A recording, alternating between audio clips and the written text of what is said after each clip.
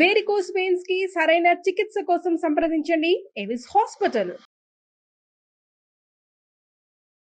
నమస్తే రమగారు. నమస్తే. ఏదైనా ఒక చిన్న సిరీస్ చెప్పుకుందామండి. చీకటి చిన్నరాజు చెప్దాం. చీకటి చిన్నరాజు ఏంటి రమగారు? ఏమి లేదు, మామూలు కదే, పేరే అలాంటిది. చీకటి కోడాల్లాగా ఉన్నాయి. 16 రాత్రులు అనగానే మీరు ఒకటి ఎక్స్పెక్ట్ చేస్తారు అదే కదా. భలే సిరీస్ రమగారు అవి. 16 రాత్రులు, అపూర్వ చింతామణి, సూపర్ అవి. ఒక ఊపు ఊపేసినాయి. ఎవరెవరు చూడలేదో వాళ్ళందరూ మళ్ళీ చూడండి. అప్పుడు ఖచ్చితంగా కొత్తగా వచ్చిన వాళ్ళంతా కూడా ఆడియన్స్ డెఫినెట్ గా చూడాలండి. సరే, చీకటి చిన్నరాజు ఎవడు వాడు, ఏమిటి కథ? పూర్వం కళ్యాణి రాజ్యానికి ధర్మపాలుడు అని ఒక రాజుగారు ఉండేవాడు. ఆయన భార్య మణిమాల. చాలా కాలం సంతానం లేదట. అయితే ఒకనాడు ఈయన వేటకెళ్ళాడు. వేటకెళ్తే కొంచెము వేట ప్రోగ్రాం అంతా హడావిడిగా ముగుస్తూ ఉండగా ఈయన కొంచెం పక్కకి వెళ్ళిపోయాడు సైన్యం నుంచి. మామూలుగా వేటకి వాటికి ఎట్లా వెళ్తారు, గుంపు ఉంటారు రాజుగారి వెనక. దేన్నో చూసి వేట తమకం. వేట ఏంటంటే అది ఒక పిచ్చ కింద ఉంటుందన్నమాట. ఏదైనా కనపడింది అనుకో దాని వెనకాల పరిగెడతారు. వెనకాల ఎవరైనా వస్తున్నారు రావట్లేదు చూసుకోరు. అవును. అది చూసుకొని తనతో ఈయన ఎక్కడికో వెళ్ళిపోయాడు అడవి మధ్యలోకి. వెళ్ళిపోతే ఈ అడవి మధ్యలో ఇంకా పులి దాడి చేసేసింది ఈయన మీదకి, వెనక్కి తిరిగేసింది. ఆ సమయంలో ఏమైంది, ఈయన బాణం వదిలేసరికల్లా ఈయన కంటే ముందే ఇంకో బాణం తగిలింది ఆ పులికి. అది ఎవరా అని చూస్తే దూరంగా ఒక చోట నిలబడి ఉన్న ఒక ధానుష్కుడు ఒకడు బాణం వేస్తూ కనపడ్డాడు. సరే వెళ్ళి చూసేసరికల్లా ఆమె ఒక స్త్రీ, రాజుగారి ప్రాణాలు కాపాడింది. ఆవిడ సౌందర్యవతి, యవ్వనవతి, ఒంటరిది.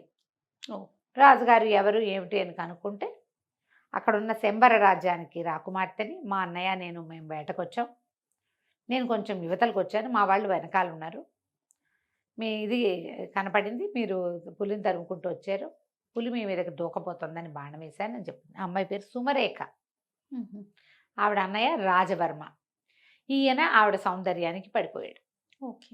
ఆమెను వివాహం చేసుకుంటానని అడిగాడు. అడిగేసరికల్లా ఈవిడేమంది, ఇట్లా కనపడంగానే పెళ్లి చేసేసుకుంటారా అంటే, కాదు నేను వివాహితుడినే, నేను రాజు ఇంకో 2-3 పెళ్ళిళ్ళు చేసుకోవచ్చు, నువ్వు నా ప్రాణాలు కాపాడావు, నీ సౌందర్యము నాకు నచ్చిందని ఆవిడ్ని తీసుకొచ్చాడు తనతో పాటు.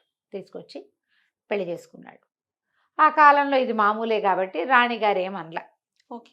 చాలా కాలం సంతానం లేరు, ఈవిడికి పిల్లలు పుడతారని ఊహించారు. ఈవిడ ఒక మాధవి అని ఒక మనిషిని అరేంజ్ చేసుకుంది. క్రమంగా పెత్తనం అంతా చేజెక్కించుకుంది బాగా. మణిమాలాదేవి ప్రశాంతంగా నిశ్శబ్దంగా ఉండేది. ఇంతలో ఒక కొత్త వార్త వచ్చింది. ఏమిటంటే ఇంతకాలం పిల్లలు లేని మణిమాలాదేవి గర్భవతి అయింది అని. ఇప్పుడు వీళ్ళకి తట్టింది, ఈ సుమరేఖకి ఆమె అన్నయ్యకి. ఇప్పుడు రాణిగారికి అంగరంగ వైభవంగా సీమంతం చేస్తారు. పొద్దున ఆవిడ కుమారుడు పుడితే వాడు రాజు అవుతాడు, అంతే. ఈవిడ రాణిగా రాజుగారి ప్రేయసే సుమరేఖ, ప్రియ భార్య కానీ ఉత్తరాధికారి కాదు. ప్రజలు ఒప్పుకోరు. రాజు ఇంకా మరి ఇప్పటిదాకా గర్భవతి కానీ సడన్గా సంతానం అనేసరికి సంతానం మీద వ్యామోహం ఎవరికైనా ఉంటుంది. రాజ్యానికి ఉత్తరాధికారి. దాంతో వీళ్ళకి ఏమనిపించింది, ఎలాగైనా ఈవిడ్ని తప్పించేసేయాలి. తప్పించాలని ఏం చేశారు, ఆ సైన్యాధిపతి, అతని పేరు ఏదో సమరపాలుడు లేదా సమర భూపతి అనుకుందాం, ఈయన ధర్మపాలుడు కదా, ఆ సమర భూపతికి ఒక ఉత్తరం వచ్చింది. ఏమని, మణిమాలాదేవి రాసింది, రాజుగారి ప్రవర్తన బాగుండలేదు, ఎక్కువగా ఆయన సుమరేఖతో గడుపుతున్నారు, మరి సుమరేఖ పరిస్థితి కూడా ఏదో, ఆ అమ్మాయి చాలా పెత్తనాలు అవి చెలాయిస్తుంది, ఒకసారి రండి మీతో మాట్లాడాలి అని రాణిగారు రాసినట్టు ఒక ఉత్తరం రాయించారు. ఉత్తరం చదువుకున్నటువంటి సమరవర్మ వచ్చాడు ఇక్కడికి, అంతఃపురానికి వచ్చాడు. ఈ ఉత్తరం పంపించే రోజుల్లోనే ఈవిడ రాజుగారికి చెప్పింది, ఏమిటో ఆవిడ గర్భవతి అని, అదని, ఇన్నాళ్ళు కలగని సంతానం ఇవాళ ఎలా కలిగింది, మీరేమో ఎక్కువగా ఇక్కడ స్పెండ్ చేస్తున్నారు, అప్పుడప్పుడునే వెళ్తున్నారు ఆవిడ దగ్గరికి. ఆవిడ మీద కొన్ని మాటలు పుట్టినాయి. నా చెలికత్తెలు చాలామంది, నువ్వెవరితోటి మాట్లాడో మగవాళ్ళతో, మీ తోడుకోడలు అందరితోటి మాట్లాడుతుందని నాకు చెప్తున్నారు, సైన్యాధికారితోటి ఈవిడికి సంబంధం ఉందని రాజుకి హింట్ ఇచ్చింది. నేను నిరూపిస్తా, వీళ్ళిద్దరూ కలిసి ఉన్నప్పుడు నీకు నిరూపిస్తానని చెప్పింది. రాజు కొంచెం కాస్త ఆలోచిస్తున్నాడు, అవునా కాదా, ఇంతకాలం నుంచి కలుసున్నా, ఆవిడ చిన్నప్పుడే పెళ్ళయింది, ఆవిడ ఎప్పుడు అలాంటిది కాదు, ఇట్లా ఎందుకు వచ్చింది, ఈయనకి ఏమనిపిస్తుంది, నేను సుమరేఖతో ఎక్కువ గడుపుతున్నా, అందుకని ఈవిడేమైనా కొత్త వేషం వేస్తుందేమో అనిపించింది. ఈ ఉత్తరం చూసుకున్నటువంటి సమరవర్మ గారు వచ్చాడు. వచ్చి వాకిట్లో నుంచి లోపలికి అంతఃపురంలోకి ప్రవేశించాడు. సైన్యాధిపతి వచ్చాడు అనగానే మరి సహజంగా ఆయన ఎందుకు వచ్చాడో అని ఆవిడ లేచి వచ్చింది. వీళ్ళిద్దరూ ఓ గదిలోకి చేరేసరికల్లా రాజుగారు వచ్చేసారు. ఎవరెవరా ఇంత పని చేస్తావా, వీడిని బంధించండి అన్నారు. సైన్యాధిపతిని బంధించేశాడు. రాణి గారిని చెడదిట్టాడు. ఆవిడ తెల్లపోయింది. ఇప్పుడే ఉత్తరం వచ్చింది, ఇప్పుడే అతను వచ్చాడు, ఉత్తరం కాదు ఇప్పుడే అతను వచ్చాడు, అతను ఎందుకు వచ్చాడో కూడా నాకు తెలీదు, ఇప్పటిదాకా ఏనాడు అతను వచ్చినవాడు కాదు, నువ్వు లేనప్పుడు నేను ఆయన కలవలేదు అని ఎంత చెప్పినా ఆయన వినిపించుకోలేదు. అతను ఉత్తరం చూపించడానికేమో ఉత్తరం లాగేసుకున్నారు అతని దగ్గర నుంచి. నేను ఉత్తరం చూసి వచ్చాను అని చెప్పినా కూడా రాణిగారిని అడిగితే నేనేం ఉత్తరం రాయలేదంటుంది. అతనేమో ఉత్తరం చూసి వచ్చానంటాడు. దాంతో అతన్ని బంధించారు, ఊరేశారు ఒక్క రోజులో. సైన్యాధిపతి తిరగబడతాడు ఇక్కడ, అతన్ని తప్పించేశారు. మహామంత్రి కులశేఖరుడు ఆయన ఏమన్నాడు, మహాపతివ్రత మణిమాలాదేవి ఆవిడ చాలా ఉత్తమురాలు, ఇప్పుడు అతనికి శిక్ష విధించినట్టుగా ఈవిడికి విధిస్తే ఎట్లా, పైగా గర్భవతి, స్త్రీలను శిక్షించకూడదు మనం అంటే. ఈయన ఏమన్నాడంటే, ఒక సుమంత్రుడని ఒక వీడిని పిలిచి సైనికాధికారిని, ఈవిడిని అడవుల్లో దింపేసిరా, బతికితే బతుకుతుంది, పోతే పోతుంది అని. నేను పతివ్రతనని ఆవిడ పదే పదే చెప్పింది. పతివ్రతమైతే బతుకుంటావు, లేకపోతే పోతావన్నాడు రాజు. ఈ సుమంత్రుడి దగ్గర గుర్రం ఎక్కించి పంపించేశారు. ఏం చేస్తుంది, గుర్రబండి ఎక్కించేశారు. వెళ్ళిపోతే అడవి మధ్యలోకి తీసుకెళ్ళి, కథ కూడా ఈ అడవి మధ్యలోకి వెళ్ళటం అనేది మొదలు పెడతారనమాట. నేను తర్వాత కథ అంతా ముందు చెప్తున్నాను. అడవి మధ్యలోకి వెళ్ళి ఇక్కడ ఎక్కడో చోట వదిలిపెట్టమన్నారమ్మా, ఇక్కడ దింపుతానంటే ఆవిడ బతిమలాడుతుంది, ఆయన నీ పుణ్యం ఉంటుంది, నీకు నేను తెలుసు, సైన్యాధిపతి తెలుసు, ఇట్లా ఎందుకు జరిగింది అనేది నాకు అర్థమే కావటం, నా ఊహకు అందటం లేదు, ఇక్కడ నన్ను దింపద్దు, ఈ నట్టడవిలో, ఈ అడవి చివర మా గురువుగారి ఆశ్రమం ఉంది, అక్కడ వదిలిపెట్టు అని చెప్పేసరికి ఇతను ఏం చేస్తాడు మరి, ఏం చేయాలి, గర్భవతి రాణిగారు, రాజుగారు ఆజ్ఞ ఉంటే మాత్రం సరే. ఇతను ఏం చేశాడు, అడవి మధ్యలో వదిలిపెట్టమన్న మాటని మింగేసి అడవి చివరి దాకా తీసుకెళ్ళాడు. అక్కడ ఒక ఋష్యాశ్రమం ఉంది. పోనీలే. సరే, ఆ ఋష్యాశ్రమం వెళ్ళి తలుపు కొట్టేసరికల్లా ఆ తలుపు తీసి ఆయన నిర్ఘంటపోయాడు. ఇదేమిటమ్మా మణిమాలాదేవి, నువ్వు వచ్చావు ఏమిటంటే, ఆవిడ పరమ దుఃఖంతో, నేను వెళ్ళగొట్టబడ్డాను, నా చరిత్రకే కళంకం వచ్చింది, గర్భవతిని, అక్కడ ఇంకా సంతానం కలుగుతుందో లేదో తెలీదు, రాజ్యానికి ఉత్తరాధికారి శిశువు, నాకు ఏం చేయాలో తెలియక మీ దగ్గరకు వచ్చానని చెప్తాను. ఈ సుమంత్రుడికి నేను చెప్తాను, నేను ఇక్కడ వదిలిపెట్టి వెళ్ళిపో అని చెప్పి బండిని వెనక్కి పంపిస్తారు. ఈవిడ పరమ దుఃఖంతో రాజుగా ఆయనకి చెప్తున్నాడు. ఆయన పారాయణ స్వామి ఆయన పేరు. ఆయన ఈ మణిమాలాదేవి తాలూకు పుట్టింటి ఆస్థాన గురువుగా ఉండేవారు. ఓహో. ఆయన ఇక్కడ ఉన్నాడని ఈవిడికి తెలుసు. ఇంకా ఆయన ఏం చేస్తాడు, సరే ఈవిని తన దగ్గర అట్టి పెట్టుకుంటాడు. చూద్దాం, మన అవకాశం కోసం చూద్దాము. సుమరేఖ ఇప్పుడు రాణిగా ఉంది, రెండో రాణిగా ఉంది. ఆమె అన్నయ్య చాలా మటుకు రాజ్యంలో తన ప్రతిభ చూపిస్తున్నాడు. ముందు నాటికి ఎట్లా ఉంటుందో, రాజ్యం వాళ్ళ చేతుల్లోకి వెళ్ళిపోతుందా, ఏమవుతుంది, ఆమెకు సంతానం కలిగితే జ్యేష్ఠుడిని వదిలిపెట్టి రెండో భార్య సంతానానికి అవకాశం ఇస్తారా, అదేమిటో తెలియదు. ముందు ఇన్నేళ్ల తర్వాత వచ్చిన గర్భం ఈ శిశువుని రక్షించుకోవాలి, ఇక్కడే ఉండిపోతుంది. ఉన్నాక కొంతకాలానికి ఆవిడికి కుమారుడు కలిగాడు, చక్కటి పిల్లవాడు పుట్టాడు. సరే, సంతానం మగ సంతానం అయితే గ్యారంటీగా వీడే రాజు, అంతే. వినయపాలుడు అని పేరు పెట్టి పిల్లవాడిని పెంచారు. ఆ 18-19 ఏళ్ళు వచ్చేదాకా ఎన్నో రకాల యుద్ధ విద్యలు నేర్పించారు. ఈ పారాయణ స్వామిని చూడడానికి అన్ని రాజ్యాల నుంచి చాలామంది ఆయన శిష్యులు వచ్చేవాళ్ళు. వచ్చిన శిష్యుడు వచ్చినట్టు సంవత్సరాల తరబడి ఇక్కడ ఉండి ఈ అడవిలో ఈ పిల్లవాడికి రాజోచితమైన విద్యలు నేర్పించేవాళ్ళు. ఎన్నో రాజోచిత విద్యలు నేర్చుకున్నాడు. నేర్చుకుని 18 నుండి 19వ ఏడు వచ్చాక, అంటే మన ప్రకారం మైనారిటీ వెళ్ళిపోయాక, అక్కడ కూడా రాజ్యంలో 19వ ఏట ప్రజల్లోకి పంపటము, 20వ ఏట రాజును చేయటము వాళ్ళ పద్ధతి. 18 నిండాక ఊళ్ళల్లో తిరగడానికి పంపించేవాళ్ళు రాజకుమారులని. వాళ్ళు అన్ని ఊళ్ళు తిరిగి దేశంలో ఎలాంటి పరిస్థితులు ఉన్నాయి, ప్రజలు ఎలా ఉన్నారు ఏమిటి, మన తర్వాత మన రాజ్యం తాలూకు సరిహద్దులు ఏమిటి, అలా సరిహద్దుల దాకా వెళ్ళి చూడడం ఆ కాలపు ఆచారం.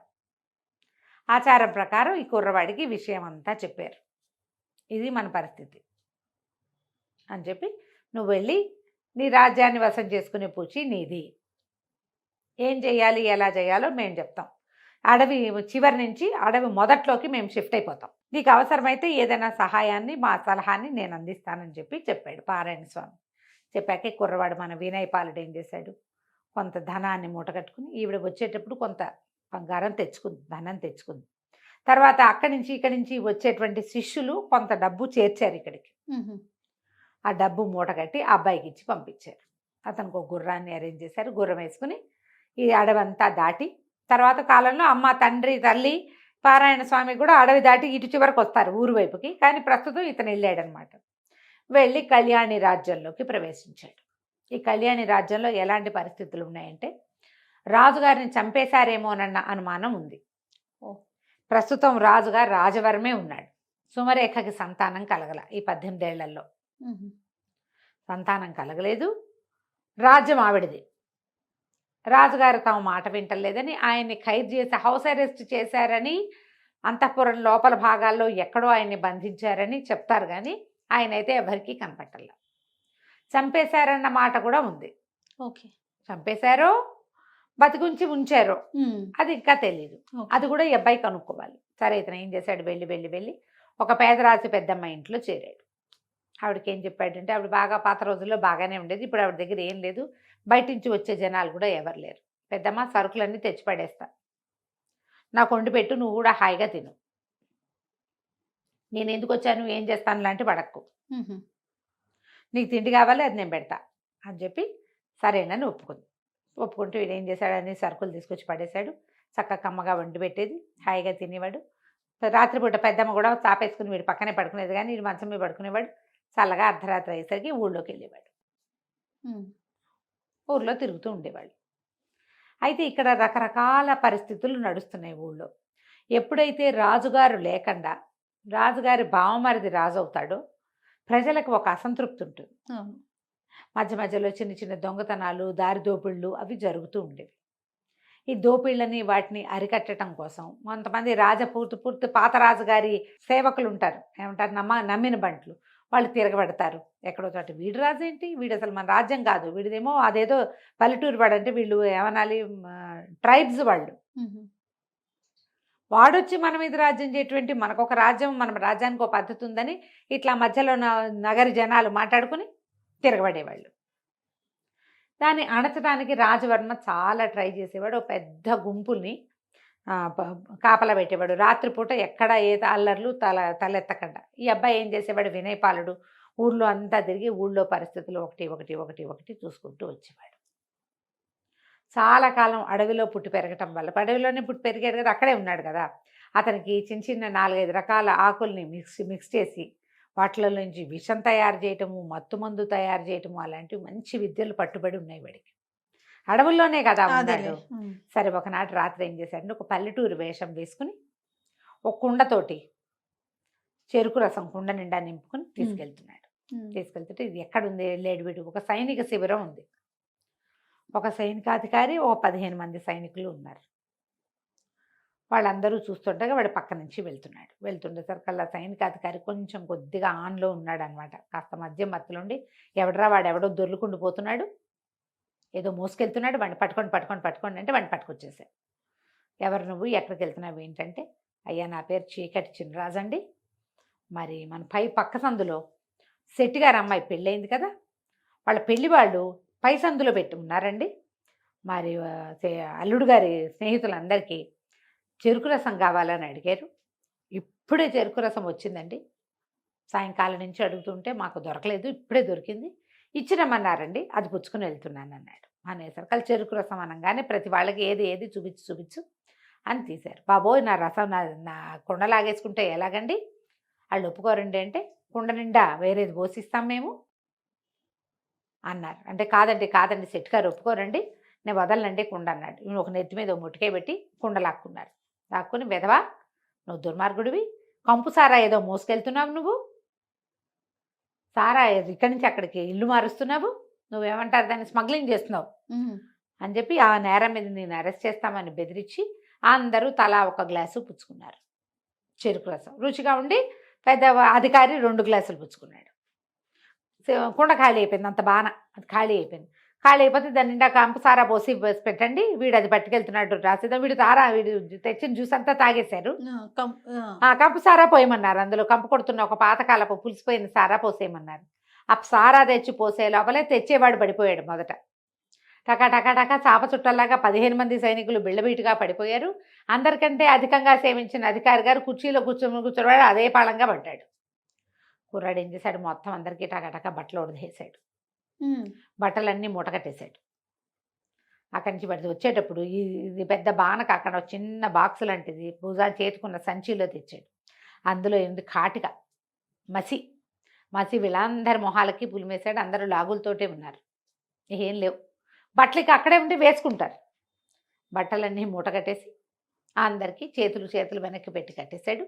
ఆడ కూలబెట్టి అందరినీ లైన్గా కూర్చోబెట్టి వెళ్ళిపోయాడు. ఆ మత్తులో ఎవరేం చేస్తున్నారో వాళ్ళకేం తెలీదు. వాళ్ళు ఏం చేశాడు, వెనకాల ప్రతి వాళ్ళకి మసితోటి చీకటి చిన్నరాజు అని రాశాడు. వెళ్ళిపోయాడు. ఈ బట్టల మూట మోసుకుంటూ వెళ్తుంటే ఏమనుకుంటారు, చాకళ్ళు వెళ్తున్నారు అనుకుంటారు. అక్కడ ఒకళ్ళిద్దరు సైనికులు కనపడ్డారు, కానీ బట్టలు మోసుకెళ్ళేవాడిని ఏమంటారు, తెల్లవారుజామున చెరువులకు మోసుకెళ్ళే వాళ్ళు ఎవరో పట్టుకుపోతున్నారు అనుకున్నారు. బట్టలన్నీ తీసుకెళ్ళిపోయి పేదరాశి పెద్ద ఇంట్లో దాచేసి పడుకున్నాడు వీడు మాట్లాడకుండా.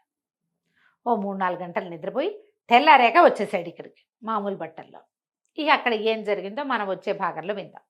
చాలా బాగుంది రమ్మగారు, ఇంట్రెస్టింగ్గా ఉంది. నమస్తే అండి. నమస్తే రమ్మగారు, మనము చీకటి చిన్నరాజు చెప్పుకుంటూ ఉన్నాం. వాళ్ళందరినీ మసిపూసి మారేడుకాయలు చేసి అక్కడ పెట్టాడు. తెల్లారేసరికి చేరిపోయాడు. పొద్దున్న లేచేస్తే ఏముంది, వీళ్ళు ఇంకా మత్తులో దోగుతున్నారు. కాస్తా కోస్తా స్పృహ వచ్చి చూసుకుంటే ఒంటి మీద బట్టలు ఉన్నట్లేవు, ఏమిటో చేతులు కట్టేసి ఉన్నట్టున్నాయి. అయోమయంగా ఉంది వాళ్ళకి. జనాలు ఒకళ్ళు చేరిపోయారు. పొద్దుటిపూట కొడకాళ్ళు బుడ్డాళ్ళు వాళ్ళు వీళ్ళు చేరతారా, వాళ్ళందరూ కేరింతలు కొట్టారు. ఎవరో ఉన్నారు, మసిపూసి ఉన్నారు, వీళ్ళు మొహాలు గుర్తుపట్టేలాగా లేవు. నగలు తీసేశాడు, అందరికీ నెత్తి మీద స్థిరస్థానాలన్నీ తీసుకెళ్ళి ఒక మూల బారేశాడు. అక్కడేదో మురుగుంటుంటే అందులో బారేశాడు. బట్టలు లేవు, భోజపాతరాయిళ్ళుగా ఉన్నారు ఇంచుమించుగా. అందరు దిశమొల్లలతో ఉన్నట్టే, ఏవో చిన్న వస్త్రాలు లోపల వేసుకునేవి ఎంత ఉంటాయి. అక్కడి నుంచి జనం అంతా చేరారు. కొంత నోట్లో కొన్నేమో వాళ్ళ ఆ శిరస్త్రాన్ని మెళ్ళలో వేసుకుని మఫ్లర్ లాంటివి నోట్లో కుక్కేశాడు. మూలేదా ఆలేదు, నోటి నుంచి మాటలు రావట్లేదు. వాళ్ళకి ఏదో తెలుస్తోంది కానీ తెలియటం లేదు. అక్కడి నుంచి జనం అంతా చేరారు. గందరగోళం. సైనిక శిబిరం ఇది. వాళ్ళేనో కాదో తెలీదు, దగ్గరికి వెళ్తే ఏమవుతుందో తెలీదు. జనాలంతా చేరారు. ఈ లోపల ఒకళ్ళు ఇద్దరు తొందరపడి కాస్త ముందుకెళ్తుంటే ఇక్కడ నుంచున్నాడు కాబట్టి ఓబోయ్ ఇంకా నయం అందులోకి వెళ్ళామంటే నువ్వు ఏమవుతుంది, దీన్ని ట్యాంపర్ చేసినట్టు అవుతుంది సాక్ష్యాలని. అదొకటి. వీళ్ళు నీ మీద పడతాంతారేమో తెలీదు, అసలు వాళ్ళు ఎవరో తెలీదు. రాజభట్లు వచ్చేదాకా వీళ్ళని ముట్టుకోకూడదు. ఇక్కడి నుంచి ఖబర్ అందించాలా, లేనిపోంది వాళ్ళ జోలికి వెళ్ళామంటే నీ నెత్తి మీదకి వస్తుంది, నిన్ను ఉరికంబానికి ఎక్కిస్తారు, నువ్వే చేసావంటారు అనేసరికి ఆ ముందుకెళ్ళిన ఉత్సాహవంతుడు కూడా వెనక్కి వచ్చేసాడు.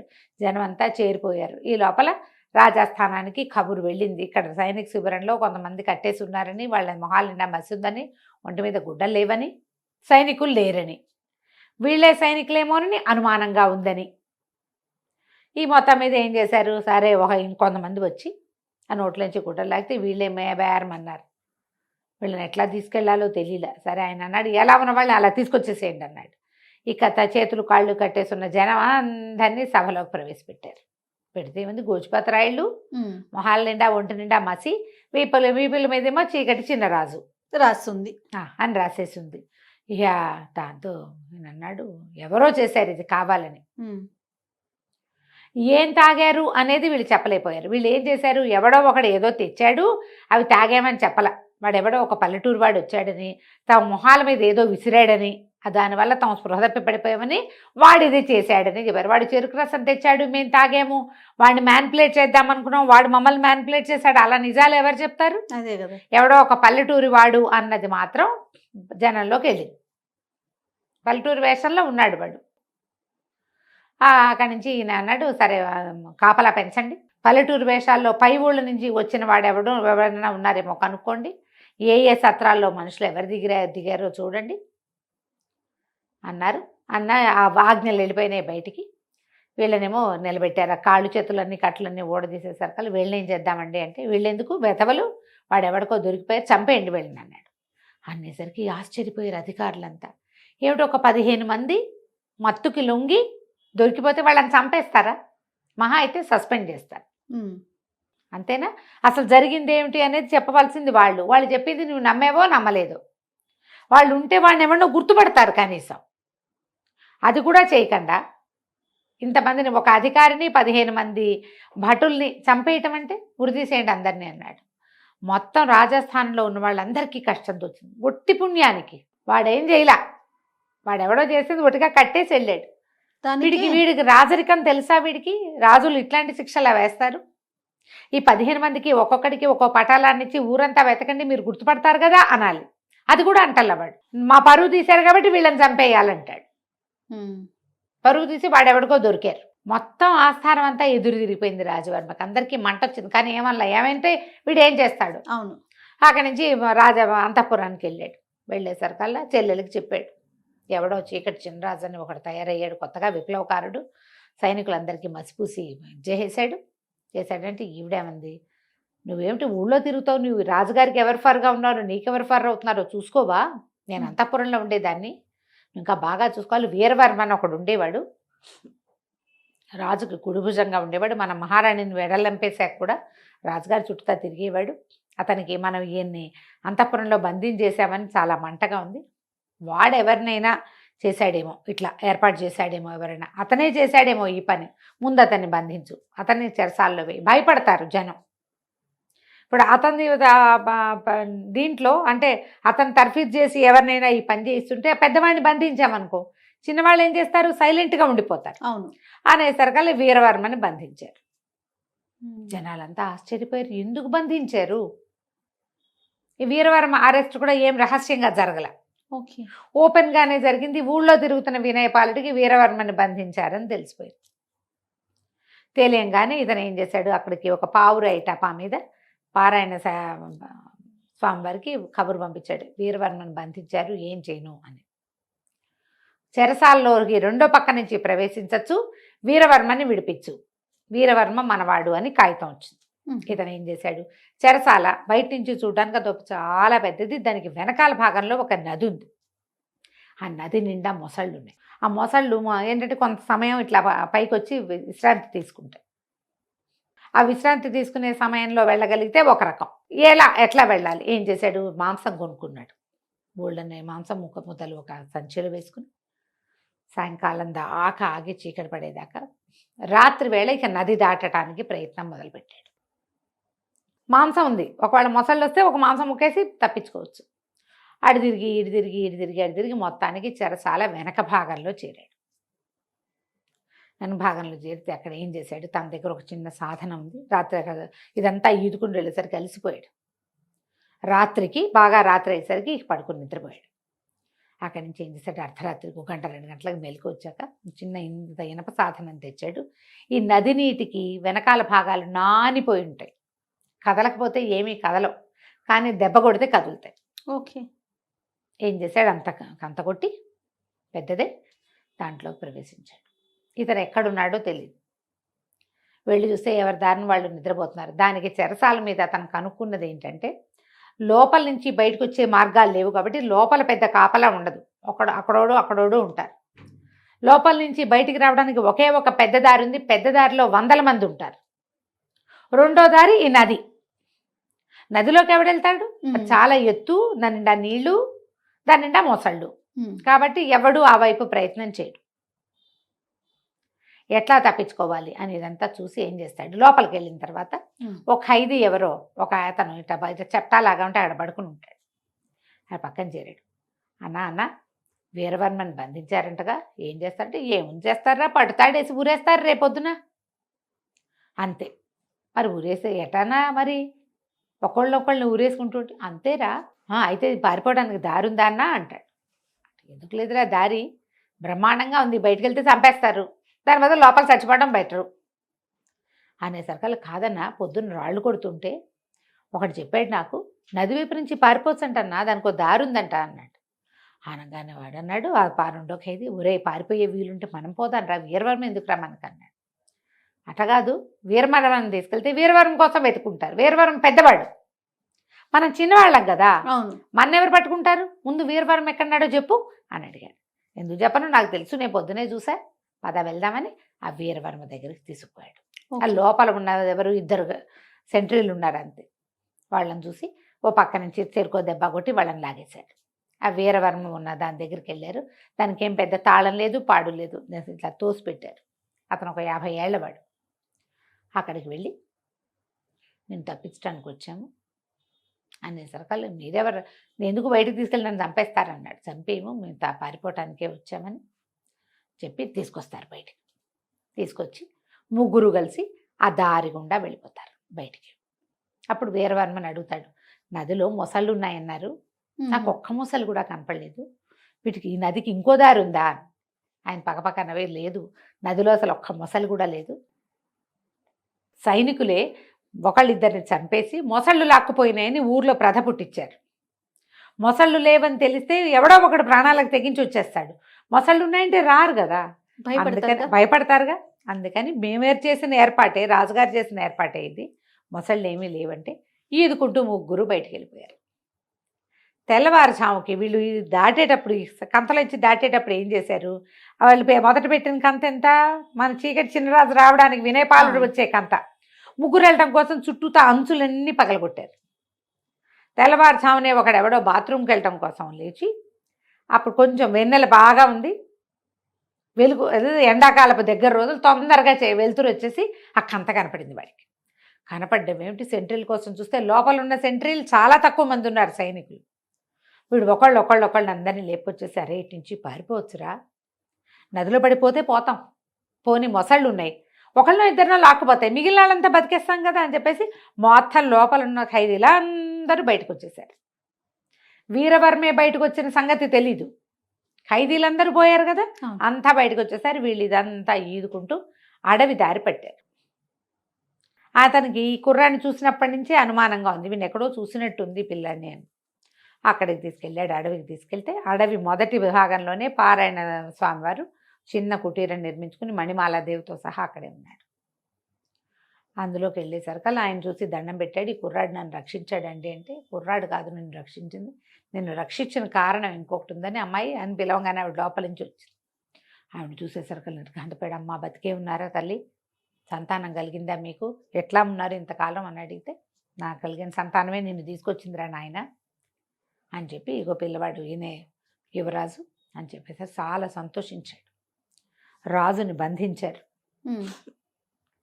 అయితే మనం రాజుని బయటికి తేడా, నేను బతికే ఉన్నాడు, ఆయన చావల, మరణించలేదు, జీవించే ఉన్నాడు.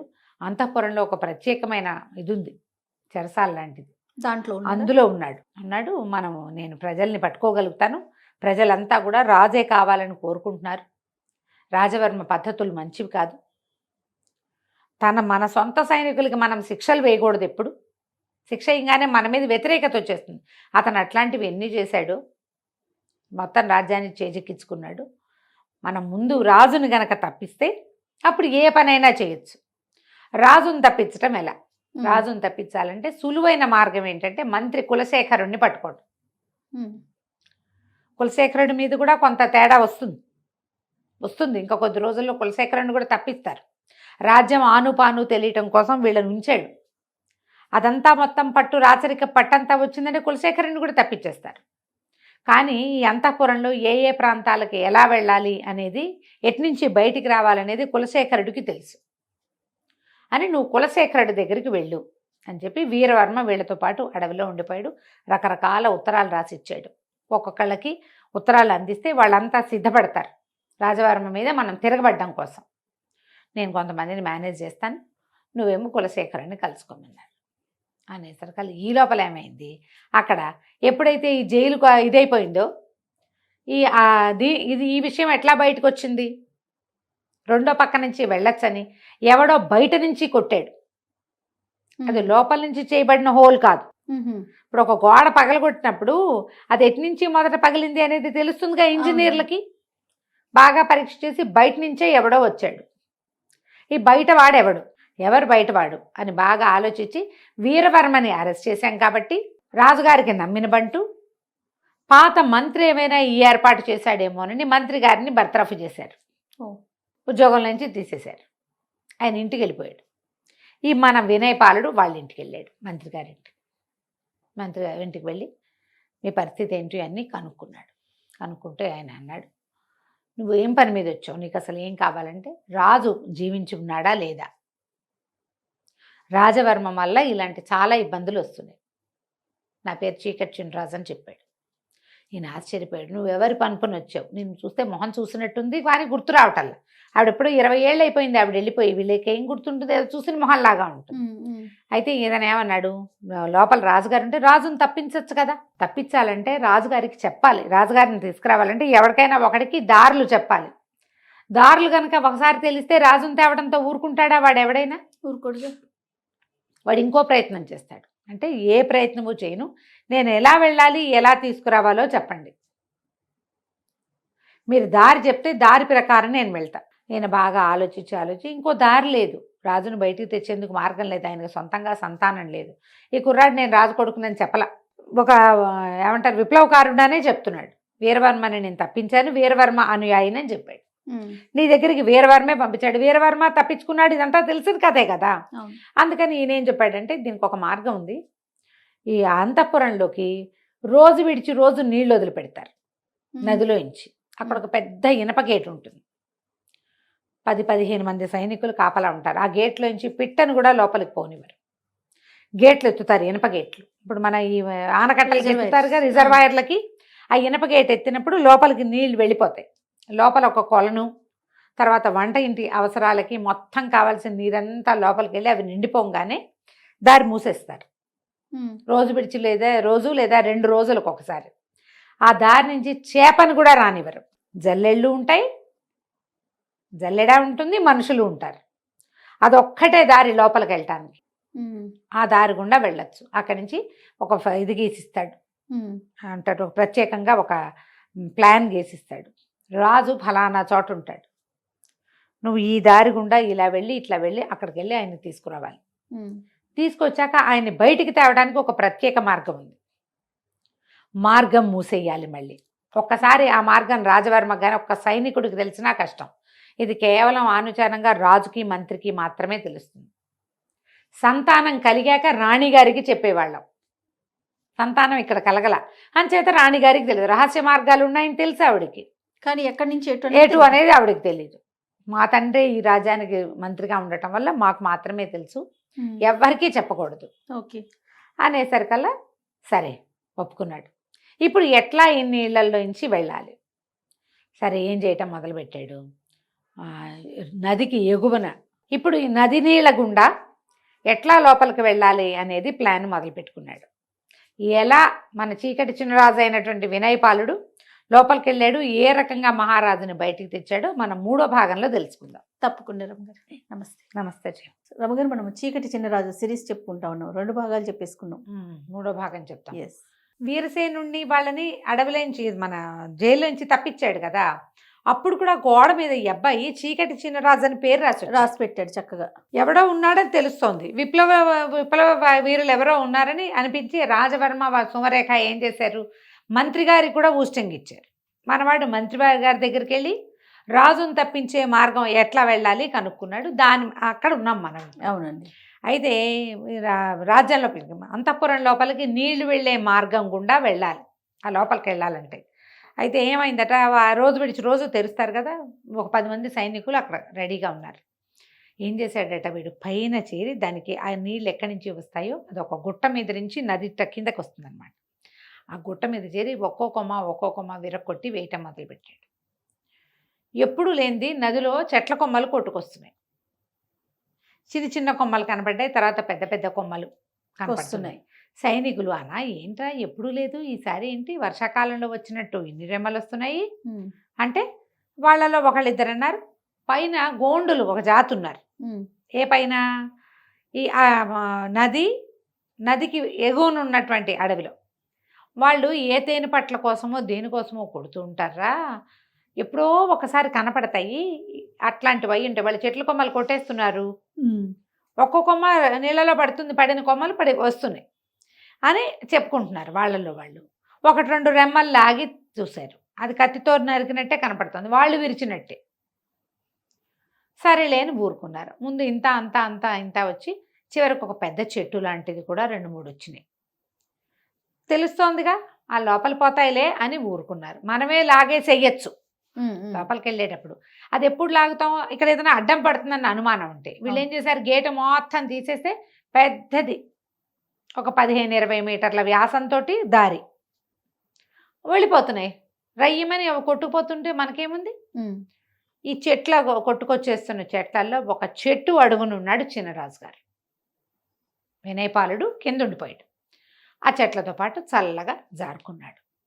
ఏ చెట్టుని వాళ్ళు చూస్తారనిపించినా దాని కింద నుంచి ఈదుకుంటూ ఇంకో చెట్టు దగ్గరికి వెళ్ళిపోవటం. ఈదుతూ అనుమానం రాకుండా ఆ చెట్ల రెమ్మల కింద నుంచి వెళ్ళిపోయాడు. నీళ్లు లోపల సరిపడా అయిపోయింది, ఇదంతా నిండిన ఆయన కేకేయంగానే వాళ్ళు గేట్ వేసేసారు.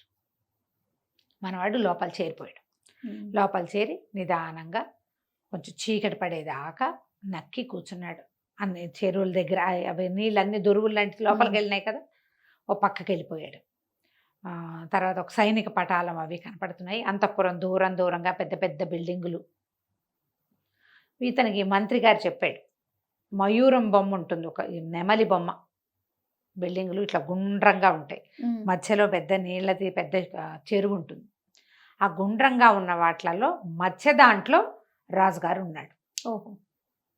దాని మీద ఒక నెమలి బొమ్మ ఉంటుంది. చూసుకున్నాడు. అది ఇప్పుడు రాత్రి చూడలేడుగా, సాయంకాలమే వెళ్తుండగానే చూసి పెట్టుకోవాలి. పెట్టుకుని దారంతా చూసి పెట్టుకున్నాడు.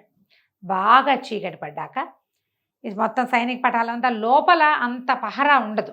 అవును, ఎప్పుడు కూడా బయట ఉంటుంది. లోపల ఏముంది, ఆ వేళ అవగానే సాయంకాలం అయ్యేసరికల్లా ఎవరి దారిని వాళ్ళు ఏ స్తంభాల పక్కన చేరి మెల్లిగా కునికేస్తూ ఉంటారు. అవసరాలు ఉండవు కదా, పిలిస్తే వస్తారు. ముందంతా ఫుల్గా దేదీప్యమానంగా దీపాలు ఉన్నాయి. సాయంకాలం అయ్యేసరికి పెట్టారు. రాత్రి 10 అయ్యేసరికల్లా పై ఎత్తునున్న దీపాలన్నీ ఉఫ్ అని పొగగొట్టాలతోటి ఆపేశారు. చిన్న చిన్న దీపాలు కనపడుతున్నాయి. ఆ దీపాల వెలుగులో పిర్రాడు అడవిలో ఉండటానికి అలవాటు పడి ఉన్నాడు కదా, వాడు చీకట్లో నడవగలడు. నడుచుకుంటూ మెల్లిగా ఆ భవనంలోకి వెళ్ళాడు. వెళ్తే ఇంకా లోపలికి అలా ఒక్కొక్క కక్ష దాటుకుంటూ వెళ్తే లోపల ఒక జైలు లాంటి విభాగం కనపడుతుంది. ఏవో రాచరికపు బట్టల్లోనే బక్క చిక్కి సన్నగా అయిపోయినటువంటి రాజును చూశాడు కుర్రాడు. తండ్రిని చూసి దగ్గరికి వెళ్ళాడు. దగ్గరికి వెళ్ళేసరికి ఆయన అన్నాడు, ఎందుకురా ఇట్లా చంపుతారు, ఒకేసారి చంపేయండి నన్ను. మహారాణిని మంచిది, మహాపతివ్రత మణిమాలాదేవికి చేసిన ద్రోహానికి నాకు సరిపడా శిక్ష వేశారు భగవంతుడు. గుర్తించాడు. నన్ను చంపేసేయండి ఒకేసారి అంటే ఇతను కుర్రాడు అన్నాడు, అబ్బాయి చంపేయటానికి కాదండి, మిమ్మల్ని తప్పించడానికి వచ్చాను అన్నాడు. అనేసరికి ఆయన ఒప్పుకోలే. నన్నేటా తప్పిస్తావు నువ్వు? తప్పిస్తామని బయటికి తీసుకెళ్ళి చంపేయడానికి ఎత్తేసాడా రాజవర్మ? నేను నీతో రానన్నాడు. రానంటే కాదండి, మీరు అర్థం చేసుకోండి, నేను వీళ్ళ ద్వారా రాలేదు. వీరసేనుడు మీ నమ్మిన బంటు అతన్ని బంధించారు, అతన్ని నేను విడిపించాను. మీరు లోపల ఈ కక్షలో ఉన్నారనే సంగతి ఎవరికి తెలుసు అంటే వీరసేనుడికి తెలుసు, కులశేఖరుడికి తెలుసు, మంత్రికి అన్నాడు. వాళ్ళిద్దరికీ నేను తెలుసండి. వీరసేనుడి ద్వారా నేను కులశేఖరుడి దగ్గరికి వెళ్ళాను. కులశేఖరుడు చెప్పాడు మిమ్మల్ని తప్పించడానికి మార్గం, మీరు ఇక్కడ ఉంటారని చెప్పాడు. వీళ్ళిద్దరి పేర్లు చెప్తే మీకు అర్థమవుతుందని వాళ్ళ పేర్లు చెప్తున్నాను, నాతో రండి, మిమ్మల్ని బయటికి తీసుకెళ్ళిపోతాను అన్నాడు. అనేసరికల్లా రాజు నిజంగా నువ్వు చంపన్నాడు, మీ మీద ఒట్టండి, నేను అట్లాంటి పని ఏం చేయను, వెళ్తా పదండి. కాకపోతే నాకు లోపలికి వచ్చే దారి చెప్పాడు, బయటకు వచ్చే దారి మీకు తెలుసు అన్నాడు. అదొక రహస్య ద్వారం ఉంది, మీరు అడవిలోని గుహల్లోకి వెళ్తారు, ఆ ద్వారాన్ని తెరవండి, మనం అక్కడికి వెళ్దామన్నాడు. అనేసరికి రాజు ఒప్పుకోలే. నేను అట్లా చెప్పకూడదు, కులశేఖరుడికి బుద్ధి లేదా, ఎట్లా చెప్పాడు నీకు ఈ రహస్య ద్వారాన్ని? అది కేవలం రాజుకి మంత్రికి యువరాజుకి తెలియచ్చు, నువ్వెవడివో నీకు తెలియటానికి వీల్లేదు. అనేసరికల్లా నేను మిమ్మల్ని తప్పించలేనండి, మరి మీరు లోపల ఉన్నారు, నేను లోపలికి వచ్చా, బయటికి వెళ్ళే మార్గం లేదు, నాకు బయటికి వెళ్ళే మార్గం తెలీదు, అది మీరు చెప్తారని కులశేఖరుడు నన్ను నమ్మించి పంపించాడు. అనేసరికి చాలాసేపు బతిమలాడి వాదోపవాదాలు అయ్యాక ఆయన ఒప్పుకున్నాడు. ఒప్పుకొని ఏం చేశాడు, ఈ భవనంలోంచి బయటికి వెళ్ళేందుకు ఆయనకు అనుజ్ఞ లేదు. ఇప్పుడు ఇట్లా గుండ్రంగా ఉన్న భవనాల్లోంచి ఆ మధ్య దాంట్లోంచి వచ్చాడు కదా, నెమలి పింఛన్లో మిడిల్లోంచి వచ్చాడు.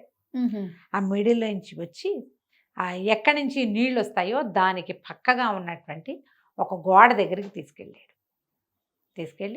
ఆ గోడ దగ్గర కొన్ని రాళ్ళు ఇలా పేర్చి తమాషాగా ఉంది, ఈ రాళ్ళన్నీ తీయన్నాడు. ఆయన ఓపిక లేదు, బక్క చిక్కిపోయి కూడా ఉన్నాడు, ఆహారం తక్కువ, పైగా బెంగతోటి ఉన్నాడు కదా. కుర్రాడు రాళ్ళన్నీ తీసేసరికి అక్కడ చిన్న ఇత్తడి మీట లాంటిది ఉంది. ఆ పొడి పని కదిపేసరికి ఆయన అన్నాడు, ఒకవేళ ఇట్లా కనుక మనం చేస్తే వాళ్ళు ఎవరైనా పసిగట్టారంటే అందులోకి వచ్చేస్తారంటే, కాదు రాదు, నేను మొత్తం అన్నీ సరిచేసి వస్తానన్నాడు. ఆ పొడిపని నొక్కేసరికల్లా ఆ గోడ పూర్తిగా ఓపెన్ అయిపోయింది. సరే అందులోకి ప్రవేశించాక ఈయన అన్నాడు, ఇది రాళ్ళన్నీ యథాతథంగా మూసేసేయాలి నువ్వంటే, వీడు లోపల వైపు ఉండి బయట రాళ్ళని ఒకటి ఒకటి ఒకటి లాక్కుంటూ అన్నీ పూర్వం ఎట్లా ఉందో అట్లా పేర్చేసాడు. చీకటిగా ఉన్న ఆ దారిలో ఈ రాజుగారిని వేసుకుని నడవటం మొదలుపెట్టాడు. నడవగా నడవగా నడవగా నడవగా అది ఎవ్వరు మనుష్య సంచారం ఉన్న దారి కాదు, ఒక గుహ లాంటిది. ఓకే. వెళ్ళగా వెళ్ళగా అది నది పక్క నుంచి ఉందన్నమాట. వెళ్ళేసరికల్ అడవి లోపలికి వెళ్ళారు. ఇంకా పెద్ద పైకి వెళ్తే ఒక కొండ శిఖరం లాంటిది వచ్చింది. ఆ కొండ మీదకి ఎక్కించారు. అక్కడ ఒక పెద్ద గుహ ఉంది. ఆ గుహలో వీరసేనుడు, కులశేఖరుడు ఇద్దరు ఉన్నారు. రాజు ఆశ్చర్యపోయాడు, ఇద్దరిని కావలించుకున్నాడు. ఇది ఎట్లా జరిగింది, ఎట్లా రాగలిగారు, నన్ను ఎట్లా తప్పించారు? ఈ అబ్బాయి ఏం చేశాడు, ఆయన అక్కడికి ప్రవేశపెట్టి తన దారిని తను వెళ్ళిపోయాడు. రాజును వాళ్ళు లోపల తీసుకుపోయారు. అక్కడ సాయంత్రం తెల్లవారేసరికల్లా ఈయన ఉన్నాడు కదా, వీళ్ళ గురువు గారు, వీళ్ళు ఒకళ్ళనొకళ్ళు మాట్లాడుకున్నాక తెల్లవారేసరికల్లా పారాయణ స్వామి, వీళ్ళకి ఈ మన మణిమాల దేవిని కాపాడిన గురువుగారు, ఆయన ప్రచండు అని, అప్పుడు దొంగ ఒకడు వచ్చాడు కదా, వీరసేనుడితో పాటు వచ్చాడు కదా, అతను దొంగ నిజానికి, బద్దిపోటు.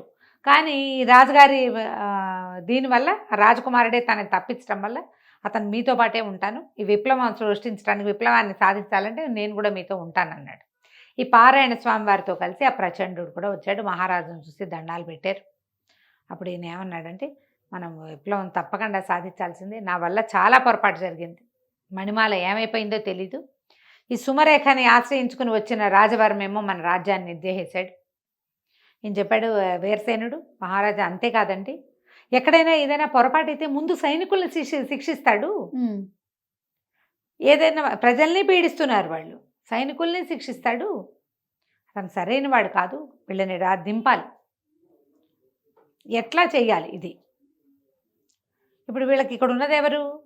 మంత్రి, వీరసేనుడు, ప్రచండు, పారాయణ స్వామి, రాజు, ఐదుగురు ఉన్నారు. ఈ ఐదుగురిలో వీరసేనుడినేమో అరెస్ట్ చేశారు, ప్రచండు ఏనాడో అరెస్ట్ అయ్యాడు. వీళ్ళు ప్రజల్లోకి వెళ్ళి జనాల్ని కూడగట్టడం అది వాళ్ళ వల్ల అయ్యే పని కాదు, టైం పడుతుంది. అవును అవును. కులశేఖరుడు కూడా ఉద్యోగం ఊడిపోయింది. రాజు జీవించలేడన్న అనుమానం ఊళ్ళో ఉంది. జనాన్ని కూడగట్టాలంటే పబ్లిక్లోకి వెళ్ళాలి కదా. అవునుగా.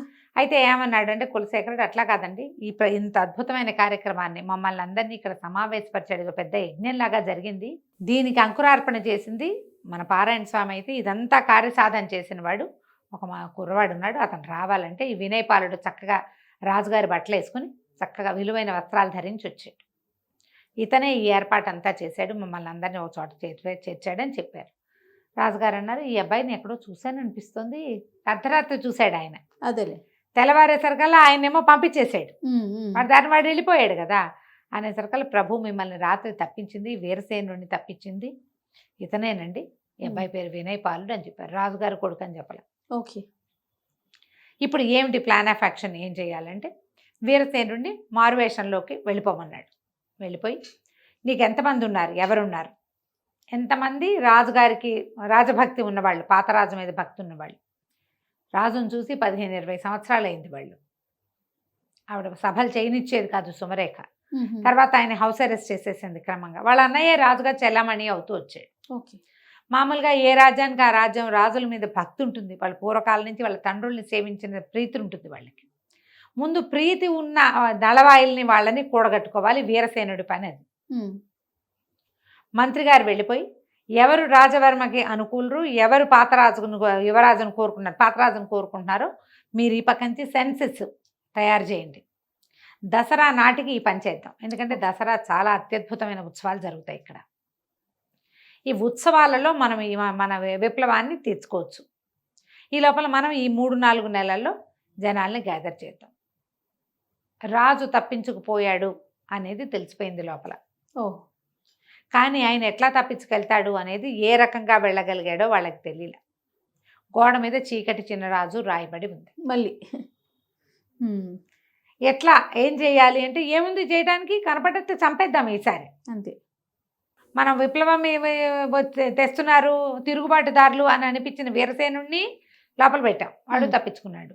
కులశేఖరుడు కనిపించట్లేదు. వీళ్ళంతా ఏం చేస్తారు, మన దగ్గర సైన్య బలం ఉంది, మన వాళ్ళందరినీ పిలిపించుకుందాము అని చెప్పి తమ జనాన్ని కొంతమందిని దింపుకున్నారు సుమరేఖ రాజవర్మ కలిసి. కానీ పండగలు పబ్బాలు మానలా వాళ్ళకి ఏంటంటే చాలా మహా సరదా పండగ రోజుల్లో చేయించుకోవటం. అన్ని పండగలు బ్రహ్మాండంగా చేస్తారు. ఈ ఉత్సవాలు మొదలవుతాయి కొద్ది రోజుల్లో, దానికి ఏర్పాట్లు అవుతున్నాయి ఊరంతా. కానీ ఊళ్ళో ఒక గగ్గోలు మొదలైంది. రాజు బతికే ఉన్నాడని, ఆయన మళ్ళీ రాజు అవటానికి సిద్ధంగా ఉన్నాడని, ఏదో జరగబోతోందని, తలా ఒక కత్తి కటారు పట్టుకునైనా యుద్ధానికి సిద్ధపడాలని ఒక ఇది ప్రచారం జరుగుతుంది. ప్రచారం ఇదంతా ఎలా ఉంది, లోపల లోపల జరుగుతోంది. రాజుకు అనుకూలమైన వాళ్ళందరూ వీటితో పడలేకపోతున్నాం, వీడు మా డబ్బు బంగారం అంతా లాగేస్తున్నాడు. పాతకాలంలో 10% కడితే ఇప్పుడు 25% పన్నులు లాగేస్తున్నారు, శిస్తులు లాగేస్తున్నారు. ఏదైనా ప్రాబ్లం వచ్చిందంటే మరణమే, ఇంకా రెండోది లేదు. ప్రశ్నిస్తే మరణం, వీడి నుంచి తప్పించుకోవాలి. దాంతో చాప కింద నీరులాగా ఇతని వ్యతిరేకులు ఊరంతా తయారయ్యారు. ఎప్పుడు ఏ రోజున తిరగబడిపోతారో తెలియదు. ఇలా అట్టుడు లోపల లోపల ఉంది. వీళ్ళు ఏమనుకుంటారంటే మన దగ్గర సైన్య బలం ఉంది, డబ్బిచ్చి జనాల్ని కూడగట్టుకుంటామని వీళ్ళు ఇంకా కొంచెం సైనికులకి జీతాలు భత్యాలు అన్నీ పెంచి, వీళ్ళలో వీళ్ళేం చెప్తున్నారంటే జీతం ఇస్తే తీసుకో, సమయం వచ్చినప్పుడు తిరగబడు అంతే. జీతాలు వద్దని ఎందుకంటే ఇప్పుడు తిరగబడద్దు, సమయం వచ్చినప్పుడు తిరుగుబాటు చేద్దామని అందరికీ ఒక్కొక్కళ్ళకి చెప్పి పెట్టారు. రకరకాల వ్యవహారాలు నడుస్తుండగా దసరా పండగ వచ్చేసి పండగ నాడు ఏమైందో మళ్ళీ విందాం మనం.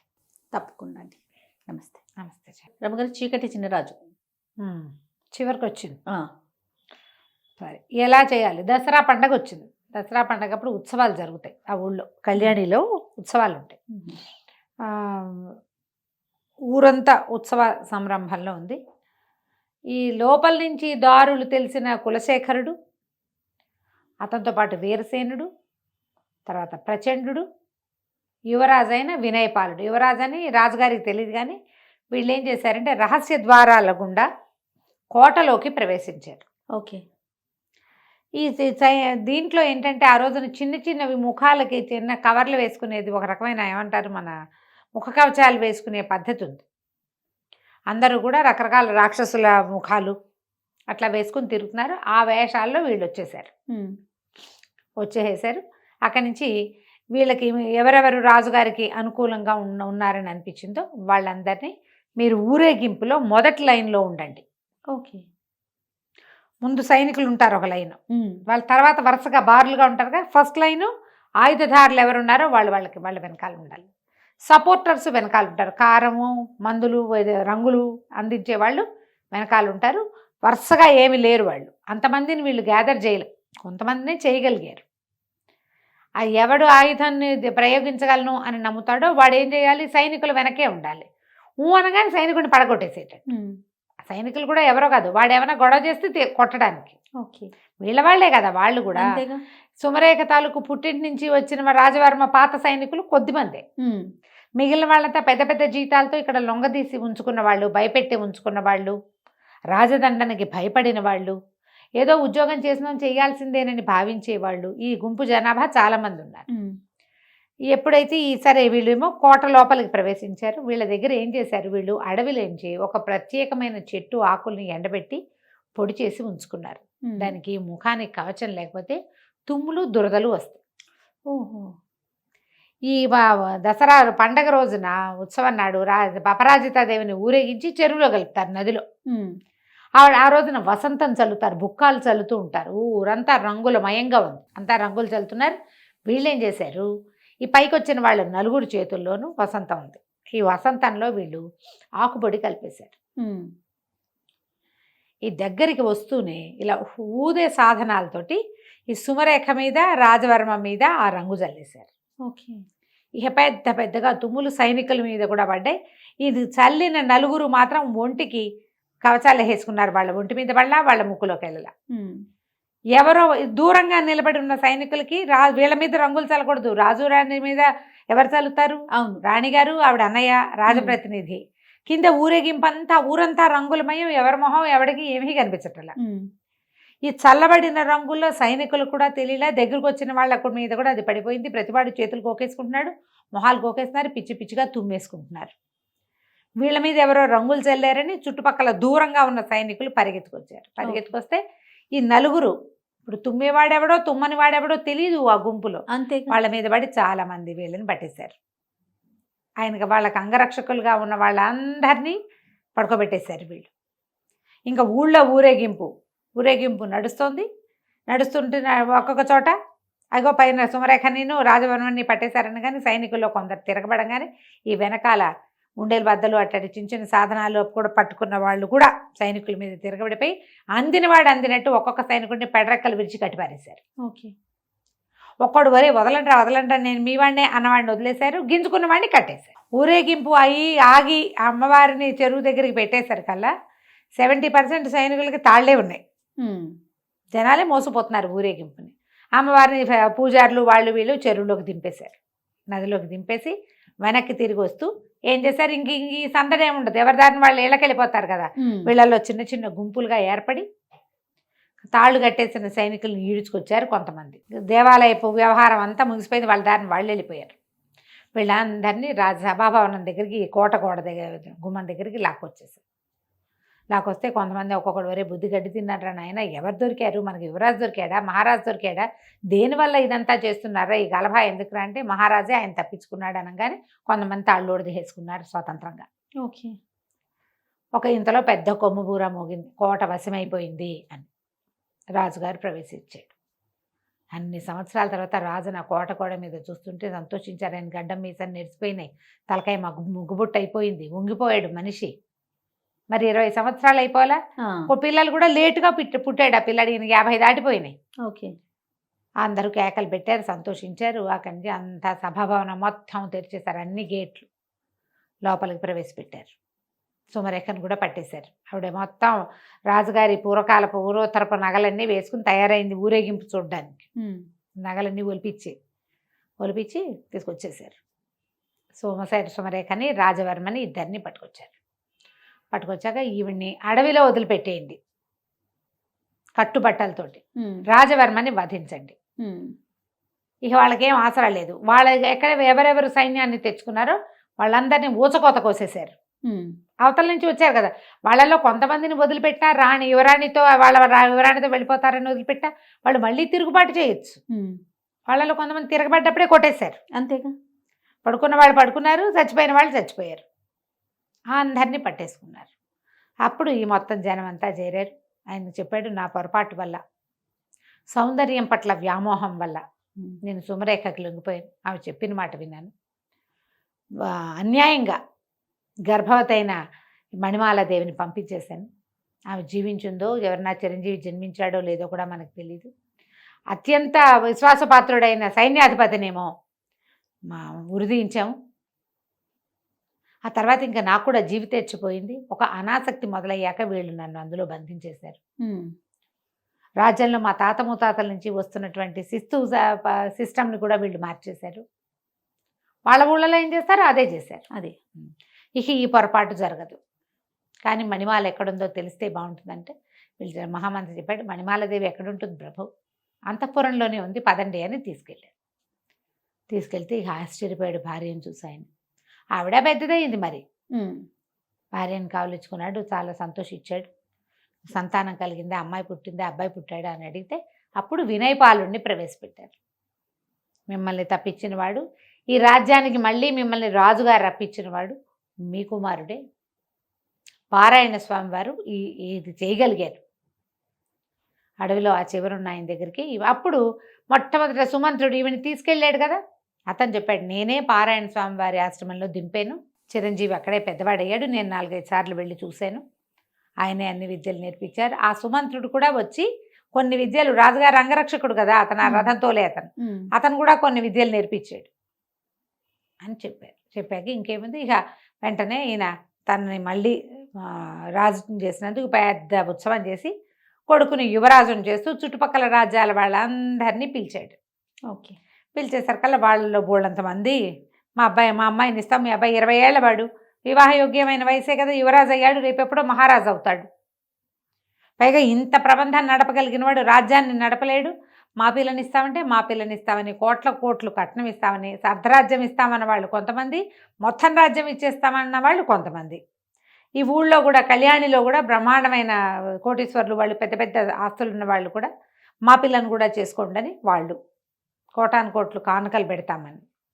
ఈ మొత్తం వీళ్ళంతా ఇన్ని పెళ్లి సంబంధాలు 15-20 ఇచ్చేసరికల్లా రాజుగారు అన్నాడు, వీళ్ళలో ఒక అమ్మాయిని సెలెక్ట్ చేసుకోను, నీకు వీళ్ళతో వివాహం చేస్తాను అమ్మాయితో. అంటే ఇతను అన్నాడు, అట్లా కాదు, మామూలుగా వరపరీక్ష ఉంటుంది, నేను వధూ పరీక్ష చేస్తాను.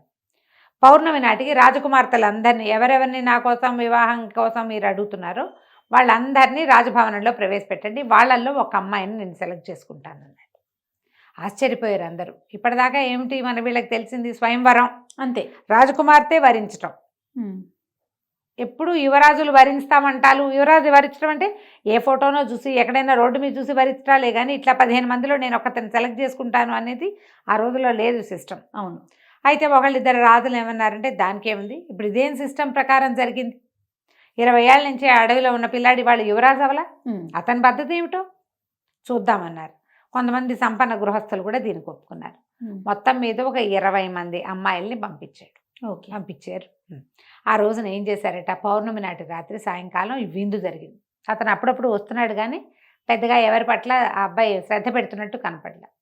విందు భోజనం చేస్తున్నప్పుడు మాత్రం అటు ఇటు ఇట్లా వరుసగా కూర్చోబెట్టారట యువరాణులందరినీ బల్లలేసి. వాళ్ళందరూ భోజనాలు చేస్తుంటే 2-3 సార్లు వాళ్ళ మధ్యలో తిరిగాడు.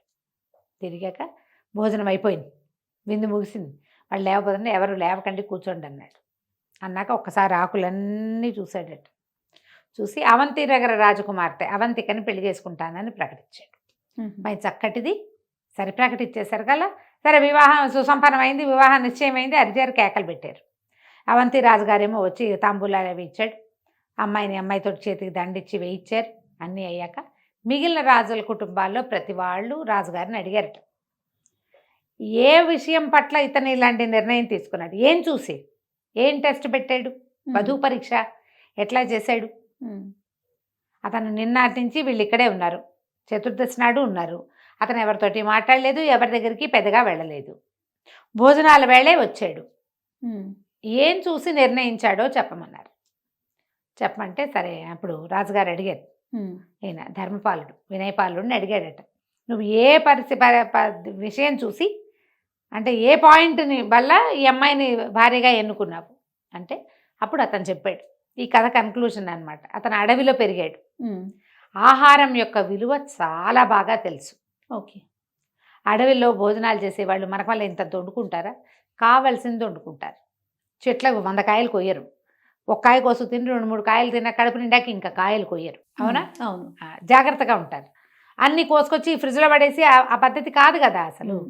అయితే అతను ఏం చెప్పాడంటే ఈ మొత్తం వడ్డించిన ఆహారంలో బంగారు రేకులు వేసిన హల్వాలతో పాటు, గులాబీ రేకులతో చేసిన హల్వాలతో పాటు సామాన్యులు తినేటువంటి గంజి, సాధారణ అన్న పాయసం కూడా వడ్డించారు.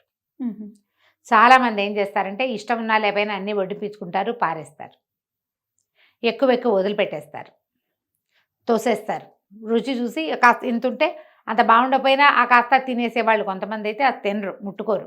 అసలు ఇది నాకు ఇష్టం లేదని ఉంటే ఉంటుంది ఆకులో, తెచ్చారు కాబట్టి వడ్డిపిస్తారు కానీ తినరు. తర్వాత శుభ్రంగా తినరు, మొహానికి అంటించుకునే వాళ్ళు కొంతమంది తింటుంటే పెద్దవాళ్ళకి అంటుతుంటాయి. అక్కడి నుంచి చెయ్యంతా పూసుకుంటారు ఇంకొంతమంది, చుట్టూతా పోసుకుంటారు ఇంకొంతమంది. శుచి శుభ్రం లేదు, జాగ్రత్త లేదు, మర్యాద లేదు ఆహారం పట్ల. ఇలాంటి వాళ్ళని నేను చూడలేదు, నాకు నచ్చల. అవంతిక తనకు కావాల్సిందే వడ్డించుకుంది.